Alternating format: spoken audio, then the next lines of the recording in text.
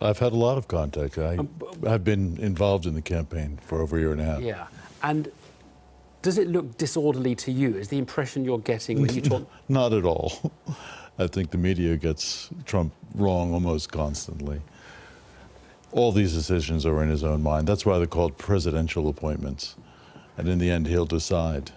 There is some debate. I think there are even wings in the Republican Party that are jockeying for different positions. But I think it's clear that many of these positions will go to true outsiders that are more like Trump. Yeah. What's your dream job? What would you like to? Yeah, You're waiting for the call. What's it going to be? Ambassador to the UK would be a nice one. You wouldn't have to move. You'd get a nice house. No, I'm in all humility honored to be honored to even be considered and to be vetted. But you have they vetted you? Is this what is the process? They have a kind of long list and they vet a lot of people. Well, there are 4,000 jobs to fill, firstly.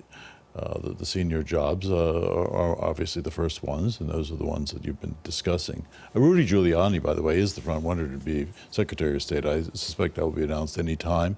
And he is an outsider, and he's been Trump's loyal surrogate, if you will, for the whole last year. So Giuliani, I mean, when did I first hear the name Giuliani? I think probably that must during have 9/11. No, I think it was quite a few years before that. I don't think so. This is a kind of fresh-faced new guy to sort of stir things up and make things different. Is that he was a New York mayor.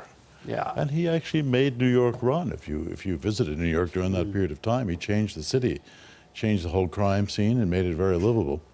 How do you think Trump views Britain? I know in Britain we're all terribly kind of sensitive about this thing, what's it called, the special relationship. It is the special We're number 9 on the list of calls, or was it 10? You know, and it's all that kind of... Well, what do you think? Let me give you the good... Does he even care about Britain? He does enormously.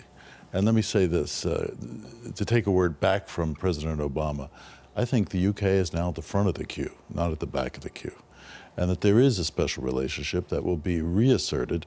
And I think it's not insignificant that the first phone call was to your prime minister, and afterwards he let it leak that... What do you mean the first phone call wasn't to that? The first phone call to a foreign leader was to Prime Minister May. I don't know if you knew that. Sorry, we heard that it was like number 10 on the list. But that's where she lives at number 10, so you got that number wrong. But afterwards he let it leak. So this is all just misinformation? It is. I don't know where you got that information, but the piece of information that I thought was cute that leaked was that he called her my Maggie. Right. And what about Nigel Farage? Because he's obviously... Well, he'd like to, with sharp elbows, put himself in the middle of this, but he doesn't represent the government.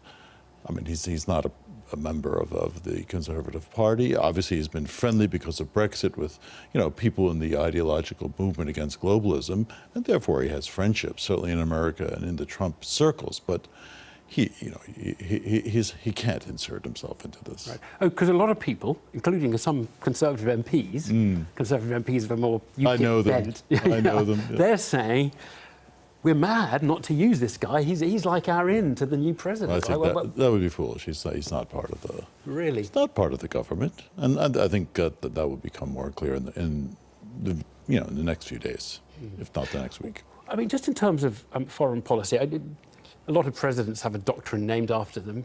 I mean, if there's ever going to be a Trump doctrine, what is it going to be, do you think? Well, actually, you know what? I actually believe it will be something like Bob the Builder. If you remember the cartoon character? Donald the Builder. You're worrying me now. No, I shouldn't. I mean, Trump is going to fix a lot of infrastructure. So I think when it's all said and done, if we're sitting here 8 years from now, the world will be a safer and a better place. The economy would have grown. Obviously, immigration might have changed a bit. A bit? Is that what I really just think a bit. Don't overestimate it. And we would have rebuilt American infrastructure. That's what Trump will be known for. I mean, Crimea will be part of Russia, presumably, under Trump. There's not going to be any effort to get that back. It was until fairly recently, if you recall your history. Well, so they can just take it, basically. It was theirs. They lent it over to Ukraine, and then it was... I don't think so. I think that there will be a very interesting relationship between Russia and the United States now, between Putin and Trump, as powerful world leaders. Whether it's a bromance, I think, is to be decided, but I think that we'll be in a much healthier situation. Ted Malloch, thanks very much. I was going to call you Ted Roosevelt. Ted Malloch, thank you very much indeed. Good. Thanks.